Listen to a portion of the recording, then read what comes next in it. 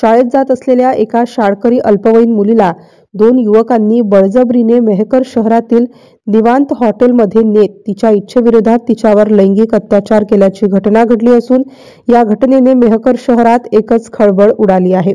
या प्रकरणी पीडित मुलीने दिलेल्या तक्रारीवरून पोलिसांनी दोन्ही युवकांविरोधात गुन्हा दाखल केला असून मोहन उर्फ राज चव्हाण आणि ओम परहाड अशी आरोपींची नावे आहेत। पीडित मुलगी ही शाळेत जात असताना तिला आरोपींनी जबरदस्तीने गाडीवर बसवून लॉजवर नेले आणि तिच्यावर अत्याचार केला। मात्र या प्रकरणी पोलिसांकडून अद्याप लॉज मालकावर गुन्हा दाखल केला नाही। त्यामुळे लॉज मालकाला पोलिसांकडून अभय का दिला जाते अशी चर्चा शहरात सुरू आहे। विशेष म्हणजे यापूर्वी सुद्धा या लॉजवर पोलिसांनी अनेक वेळा वेश्याव्यवसाय सुरू असताना कारवाई केली आहे।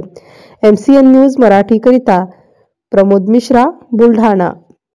सदर मुलीला 2 जे तिचे मित्र आहेत त्यांनी मोटरसायकलवर बसून एक निवांत हॉटेल तिथे घेऊन गेलेले आणि जो चालवत होता मुलगा मोटरसायकल तो परत निघाला आणि जो मित्र आणि ही पीडित मुलगी दोघेही लॉजमध्ये जवळपास 4 ते 4.5 तास त्याने तिच्यावर लैंगिक अत्याचार केला आणि सदर मुलीला नंतर जिथून घेऊन गेले तिथे सोडून देण्यात आले।